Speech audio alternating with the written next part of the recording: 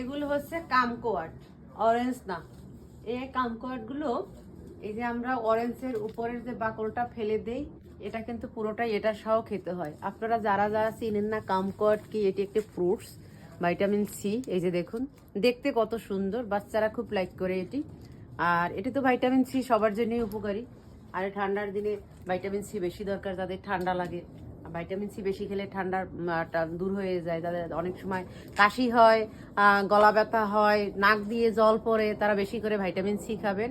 এই কামকটটা বেশি খাবেন। এই কামকট বেশি খাওয়ার ফলে আপনাদের ঠান্ডা দূর হয়ে যাবে। ভালোভাবে দেখে নিন কীভাবে। এইটা দোকানে গেলে দেখবেন, এই গ্রোসারিতে এই যে কামকটের ছোট ছোট ফলটা এরকম একটু লম্বাটে টাইপের।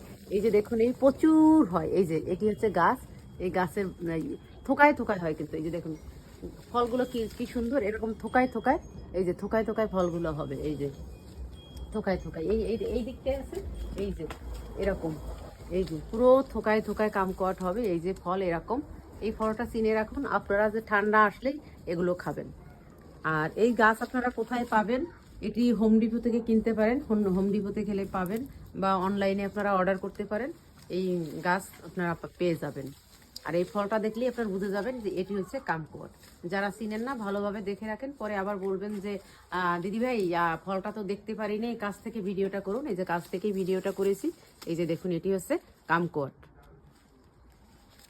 সবার পছন্দের একটি খাবার কামকট। নতুন ফল, এটা হচ্ছে নতুন ফল, আমেরিকান ফল, নট বাংলাদেশি ফল।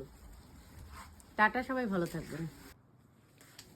এই কামকট চাইনিজটা হচ্ছে চাইনিজ নিউ ইয়ারে ওরা ইউজ করে, ওরা এটি খায় চাইনিজ নিউ ইয়ারে, ওদের খুব পছন্দ। যেমন আমাদের বাঙালিরা নববর্ষে ইলিশ ছাড়া চলে না, ইলিশ ইলিশ পান্তা ভাত ওদের একটা উৎসব বাঙালিদের। চাইনিজরা হচ্ছে চাইনিজ নিউ ইয়ারে এই কামকট ওদের একটা উৎসব হিসাবে ওরা এটা ব্যবহার করে থাকে। এই যে চাইনিজরা খুবই লাভ করে এই কামকোয়াট। এই যে এই যে থোকায় থোকায়, এই যে এখানে দেখুন, এই এটি হচ্ছে ওদের নিউ ইয়ারের ফ্রুটস। এটি দিয়ে ওরা উৎসব পালন করে।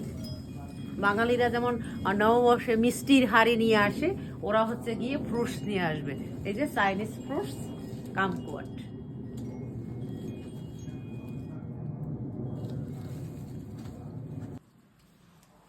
এই ফ্রুটসগুলো আসলে চায়নাতে পাওয়া যায়, চাইনিজ ফ্রুটস চাইনিজ শপে পাওয়া যাবে। চাইনিজটা হচ্ছে এর বাকলটাকে ছিলে এটা দিয়ে জ্যাম জেলি স্কোয়াশ তৈরি করে, জ্যাম জেলি স্কোয়াশ, এবং ভিতরে একটা চাইনিজটা খায়।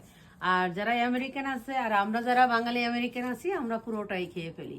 হ্যাঁ, চাইনিজরা যে এটা দিয়ে জ্যাম জেলি স্কোয়াশ তৈরি করে। জ্যাম কিভাবে তৈরি করে, এই জেলি কিভাবে তৈরি করে, উপরে এটা ছুলে নেবেন, ছুলে এটাকে বয়েল করবেন। বয়েল করে যেই জুসটা বের হবে, ওই জুসের সাথে সুগার অ্যাড করবেন। সুগার অ্যাড করবে, এটি কিন্তু সাইট্রিক অ্যাসিড। এই কামকোয়াটের যে এই যে বাকলটা, এটি কিন্তু সাইট্রিক অ্যাসিড। এতে আর আলাদা করে সাইট্রিক অ্যাসিড কিন্তু অ্যাড করতে হয় না, সুগারটা অ্যাড করলেই হয়ে যাবে। একদমই ইজি জ্যাম এবং জেলি তৈরি করার।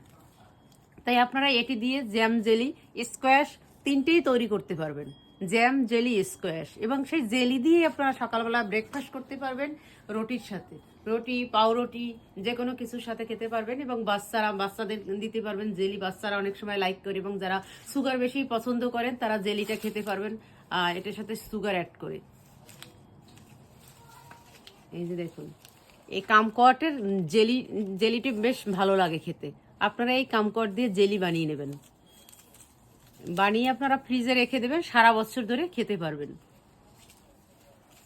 কারণ এটি তো সাইট্রিক অ্যাসিড, কামকটের এই বাকলটাতে সাইট্রিক অ্যাসিড থাকে।